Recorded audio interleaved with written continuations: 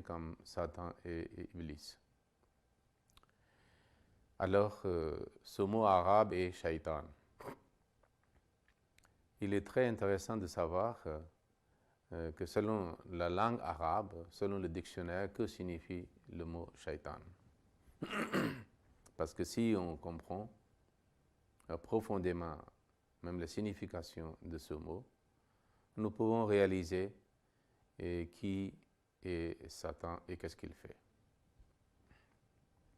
Il faut savoir que ce mot est dérivé de deux racines, Shatana et Shata.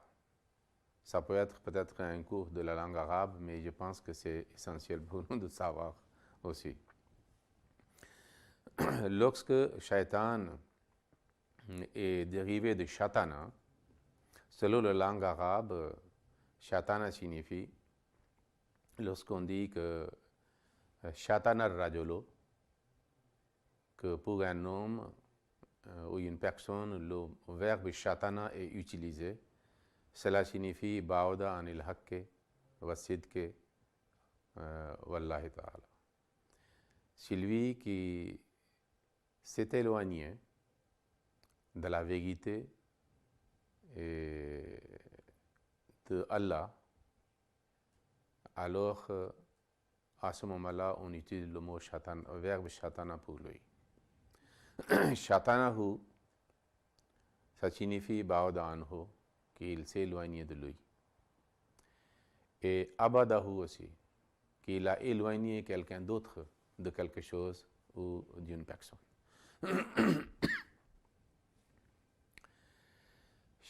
Lorsque ce mot est utilisé pour la terre, on dit Shatana fil ardi. Ça signifie qu'il est entré, il est pénétré dans la terre. Alors, pour une corde qui est longue, dans la langue arabe, on utilise le mot ashtano. C'est aussi de même racine, shatana. Et lorsqu'on dit shatana sahibahu, cela signifie que khalafa an niyatihi wa wajhihi. Il s'apposa à son ami et le détourna de son intention et objectif.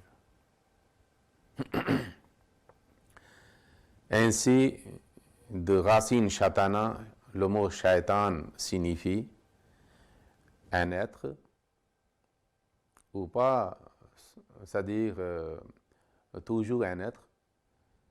On peut dire un être, un objet, une idée, un moyen quelconque, une suggestion quelconque, une pensée, une orientation, un élan,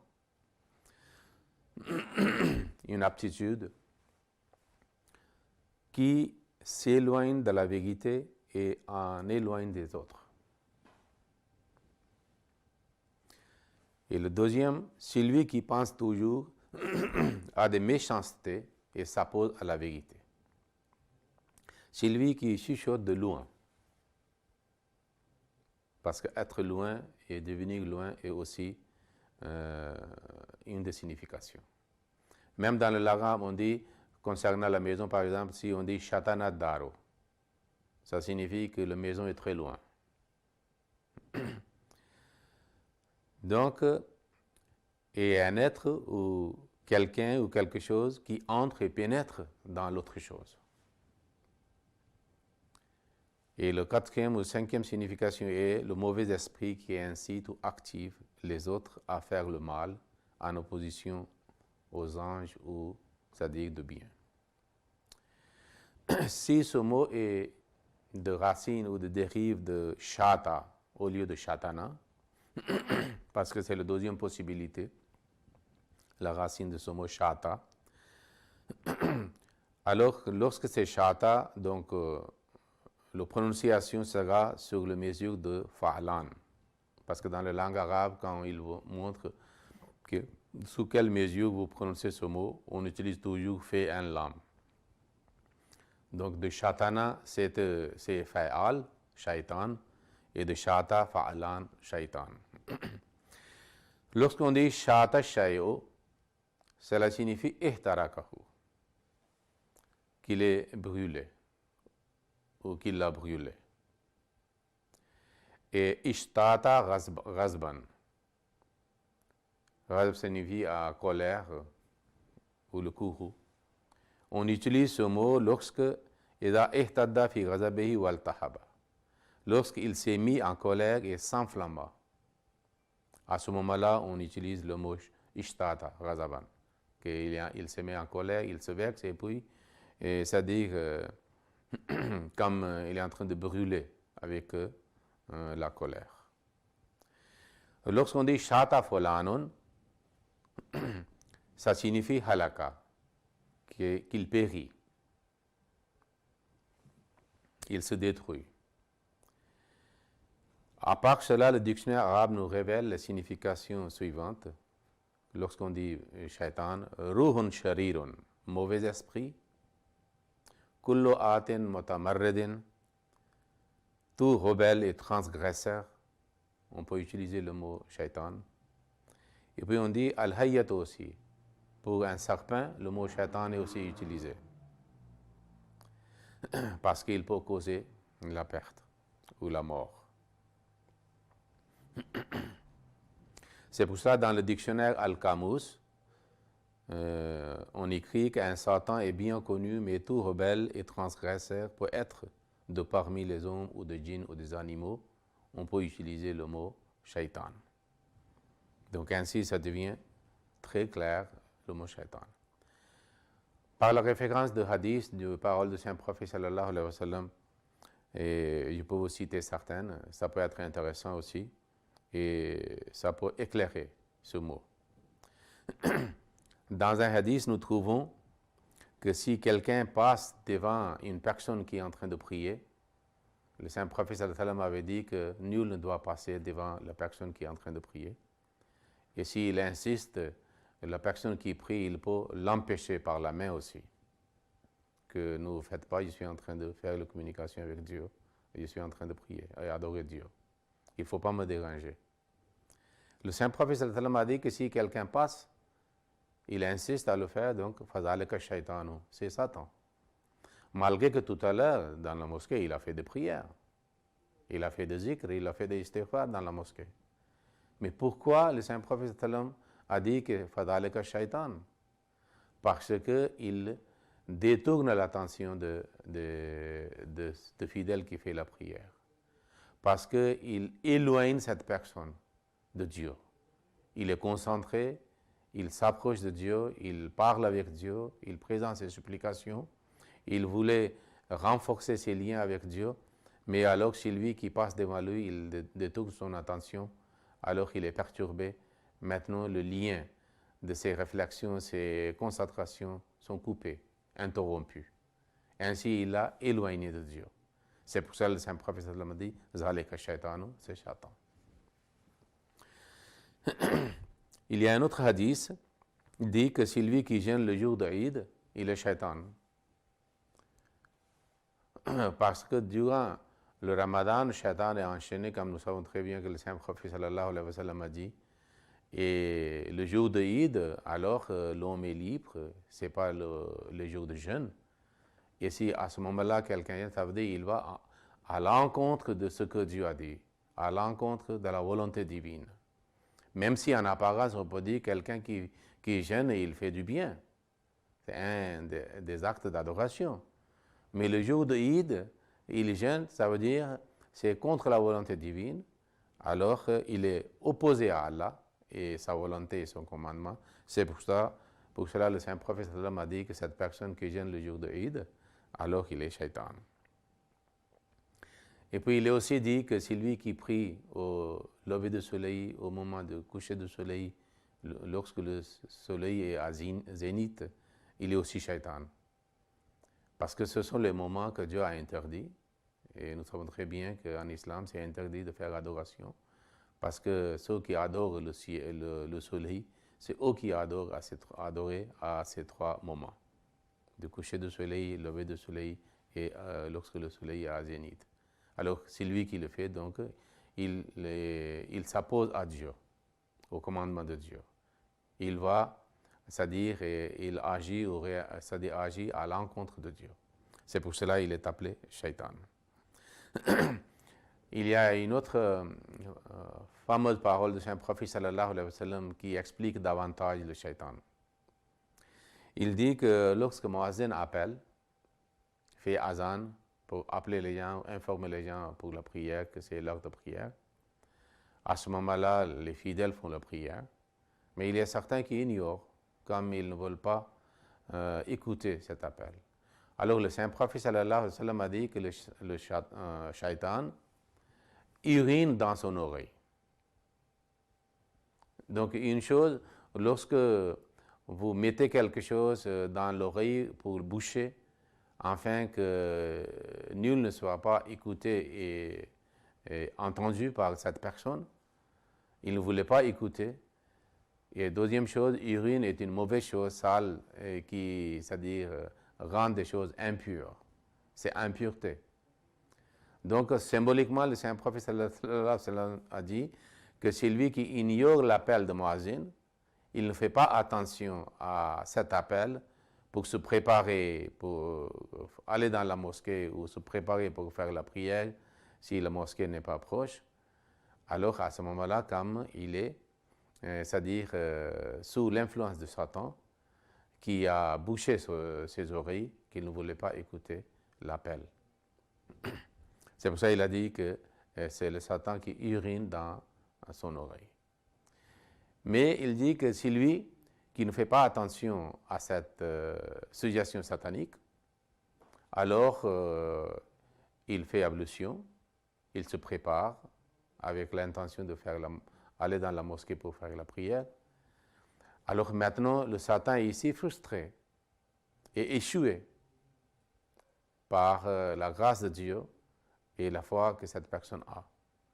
Mais le Saint-Prophète sallallahu alayhi wa sallam a dit que lorsque le Satan réalise que lui, il n'a pas dit oui à mon appel, il a rejeté mes suggestions, alors Satan vient dans la mosquée, à côté de ce fidèle, il a dit que ta commerce, tes business, ton argent, tes affaires, ta famille, c'est-à-dire il chuchote des problèmes pour le convaincre et attirer et séduire que d'être attentive aux autres problèmes, aux affaires mondaines, ou familiales, ou de business, ou de commerce.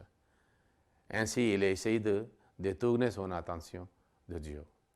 Il essaye de rompre sa concentration. Mais si le fidèle reste attaché à Dieu, concentré dans sa prière, il attentivement récite les prières et prononce les mots, c'est-à-dire dans la prière. Ainsi, le Satan quitte cette personne frustrée et fatiguée. Donc, dans cette parole, ou ce conseil, le Saint-Prophète nous a amplement, c'est-à-dire expliqué les idées sataniques ou des fonctions de Satan ou les suggestions sataniques. Ici, je peux citer un exemple qu'une fois, Sayyid Abdul Qadir Jilani, rahmatullah alayh, un grand soufi, cheikh, connu dans le monde musulman, il dit qu'une fois, j'ai entendu la voix qu'au Abdul Qadir, vous n'avez plus besoin de prière parce que vous êtes déjà mieux placé, vous avez un rang élevé dans le domaine spirituel, alors vous n'avez plus besoin maintenant de faire les prières, les salats. Il a dit, toi tu es Satan, parce que si le Saint-Prophète sallallahu alayhi wa sallam, qui était le meilleur de peuple et même des prophètes, lui il faisait des prières, il avait besoin de prières, et moi, Abdul Qadir, je n'ai pas besoin de prière. Va-t'en, ok? Et laissez-moi tranquille. Tu es Satan. Abdul Qadir Jilani Ramtullah a dit qu'après quelques instants, j'entends une autre voix, d'un autre ton, que Abdul Qadir, à cause de ta connaissance et ta foi tu as pu te sauver de mes suggestions. Donc Abdul Qadir Jilani, comme il était vraiment un saint et un ami de Dieu, et pieux vraiment, il a dit, toi tu es encore Satan, c'est-à-dire vous avez changé votre suggestion et votre voix, mais vous êtes encore le Satan, qui voulait me séduire à me dire que je suis un grand savant et j'ai une connaissance très très approfondie. Donc laisse-moi tranquille. Et ainsi le Satan est sorti, il a quitté, frustré et échoué dans ses desseins et ses machinations.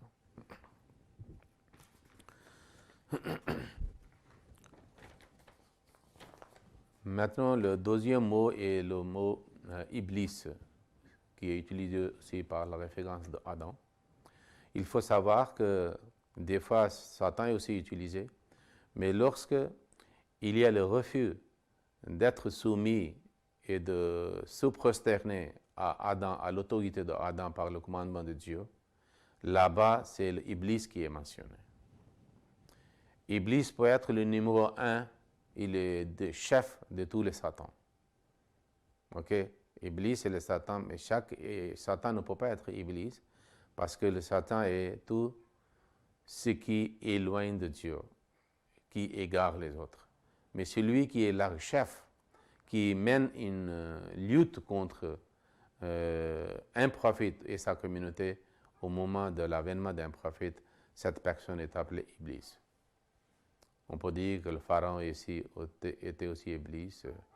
On dit que Abu Jahl était aussi Iblis, parce que c'est lui qui était le dirigeant de tous les opposants de Saint-Prophète sallallahu alayhi wa sallam.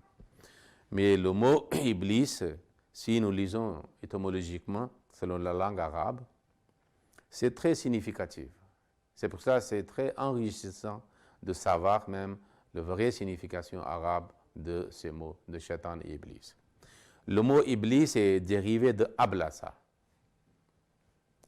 Et Ablasa signifie qu'Allah khairuhu, dont la bonté, c'est-à-dire la personne qui est sans bonté et sans bienveillance. Il n'y a aucun bien dans cela. Et à ce moment-là, c'est-à-dire ce verbe est utilisé Ablasa. C'est-à-dire il a perdu, il est privé de toute bonté et toute bienveillance. Il n'y a rien de bien et de bon, c'est-à-dire de cette personne. On ne peut pas s'attendre à un bien, c'est-à-dire à cette personne. Deuxième signification de Iblis, c'est-à-dire Ablasa signifie inkasara wa hazena. Ça veut dire s'attrister, s'affliger et être triste. Donc ça veut dire Iblis, l'un côté est quelqu'un qui est désespéré, il n'y a aucun bien, aucune bienveillance, aucune bonté dans cet être. Et deuxième, qui est triste et affligé. C'est pour cela signifie, par exemple, que lorsqu'on dit que le mot ablasa est utilisé, cela signifie ablasa min rahmatillah. Il est désespéré de la clémence et de la miséricorde d'Allah. Alors cet être, Iblis, est désespéré complètement de la miséricorde et la grâce divine. C'est pour cela dans la langue arabe on dit yayasa. Il est devenu désespéré. Comme Allah dit, la taqnutu min rahmatillah. Ne soyez pas désespérés de la clémence divine.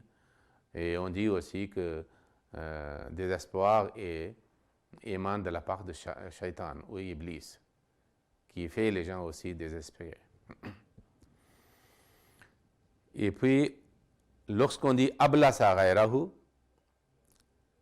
ça veut dire qu'il a désespéré quelqu'un d'autre dans son affaire. Ainsi, ablasa signifie aussi tahayyara, hésiter aussi, ou être dans l'embarras. Il n'arrive pas à quoi dire. Donc, on peut dire que rester perplexe, perdre la tête ou être indécis.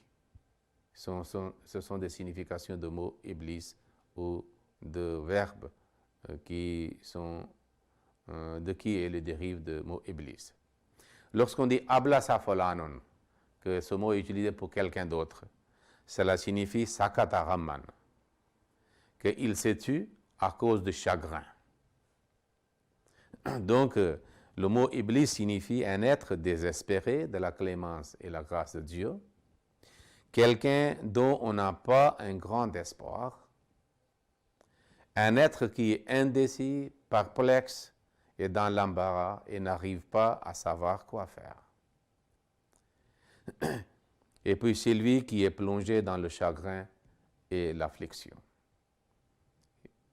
C'est lui qui est triste, donc il va rendre triste aux autres, parce qu'il était désespéré. Dieu l'a rejeté de sa, c'est-à-dire de sa cour. C'est pour cela qu'il est appelé Iblis. Donc ces significations nous donnent une idée quand même, on peut concevoir que quand est-ce qu'on peut dire que cette idée qui naît dans mon esprit est satanique, si cette idée, cet objet par exemple, même un objet. Par exemple, on peut donner un exemple, il y a un moment de la prière et quelqu'un est en train de regarder la télévision. Et il est tellement intéressé à cela, et collé à cela, qu'il ne voulait pas, c'est-à-dire éteindre la télévision pour faire la prière et aller dans la mosquée. Ou faire la prière et après il peut regarder de nouveau. À ce moment-là, cette télévision devient comme Shaitan pour lui, parce qu'il l'a éloigné. Il est beaucoup plus intéressé à la télévision que la prière qui est une obligation pour un musulman. À cause c'est-à-dire de quelqu'un qui est notre bien-aimé. Ça peut être nos enfants, c'est-à-dire nos épouses aussi, et nos amis aussi, que nous restons attentifs à leur besoin pour eux, à côté d'eux, et en ignorant par exemple ce que Allah nous a dit de le faire. Donc ainsi il devient, c'est-à-dire une manifestation satanique pour nous. C'est-à-dire ils se font Satan pour nous, parce qu'ils nous éloignent de Dieu. Et ils ne nous laissent pas de faire ce que Dieu nous a dit de le faire. Et nous devons le faire. C'est pour cela, l'argent peut devenir aussi Satan pour nous. Parce que nous sommes tellement plongés à gagner de l'argent. Nous sommes tellement, c'est-à-dire que nous ignorons complètement nos responsabilités vis-à-vis de notre droit, notre Dieu, notre Créateur. Alors, il est aussi possible que l'opulence et l'attraction de ce monde nous attirent vers des choses mondaines et nous ignorons complètement nos responsabilités que Dieu nous a données comme des droits, c'est-à-dire des êtres humains ou droits de Dieu, et ainsi nous sommes sous l'influence de Satan. Et tous ces élans, ces idées, ces objets, ces relations deviennent Satan pour nous.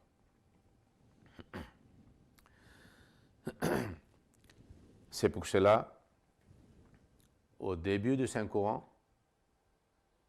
nous récitons A'udhu billahi minash shaitanir rajim. Parce que nous sommes en train de lire le Coran, ce sont des paroles de Dieu. Il n'y a rien de mauvais dedans.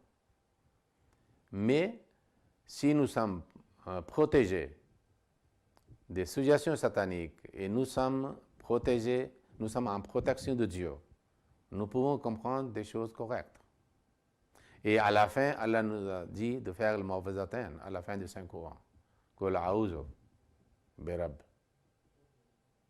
Ça veut dire si l'homme reste dans la protection divine, il reste loin de Satan et protégé par Dieu.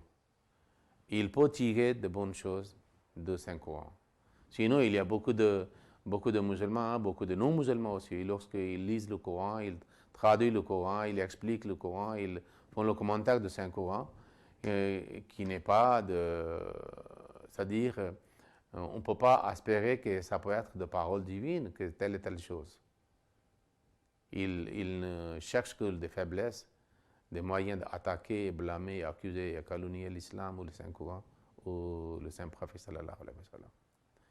Donc, nous devons réaliser quand nous sommes sous l'influence de Satan, quand nous sommes proches de Satan, quelle idée vient. Ici, il vous donne que des fois, on fait un bon acte, mais c'est aussi satanique, en apparence.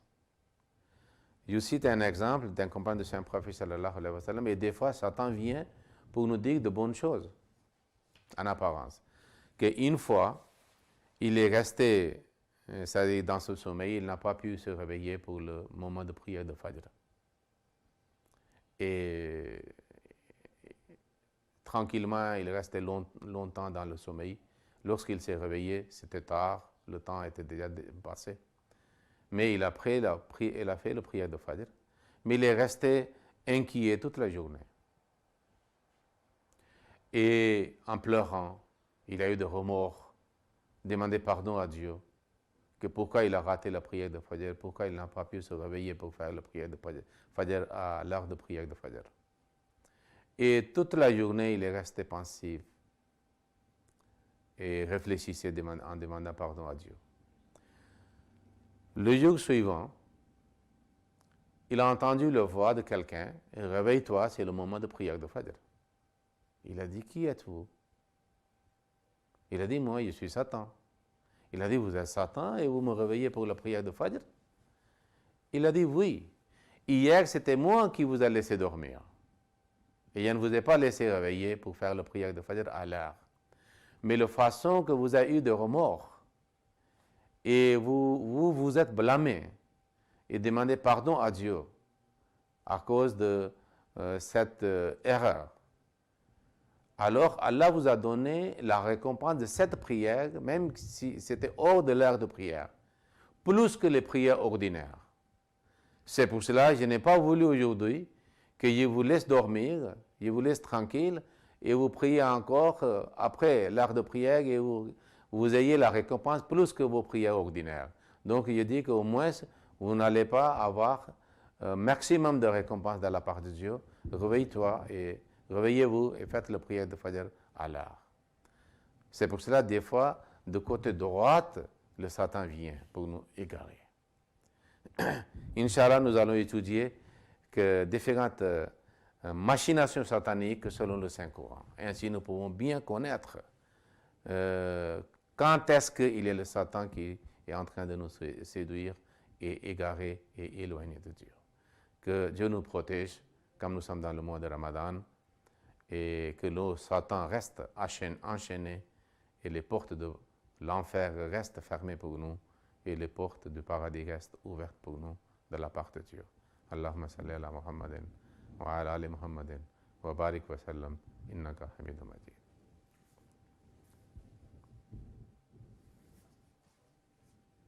Allahumma salli ala Muhammadin wa ala ali Muhammadin kama sallaita ala Ibrahim wa ala ali Ibrahim innaka hamidun majid.